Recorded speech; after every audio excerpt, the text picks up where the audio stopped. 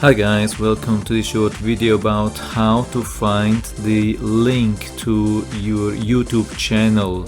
That's a URL which sometimes other web pages ask if you sign up somewhere, and they ask to provide a URL to your YouTube channel. This is how to find it the easiest way. At least for me, it has been working the easiest thing.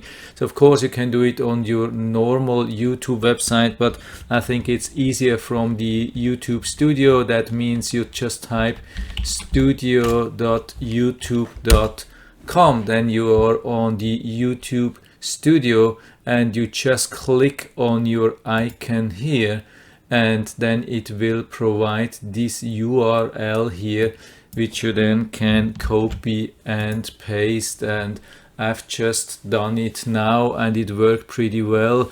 And I've been struggling for long time because I was using a different URL. Because if you go just to your normal channel and your settings, you will find something like this, which looks a little bit similar, but it has the ending view as a subscriber, and usually this doesn't work on most of the web pages where they ask you for the link.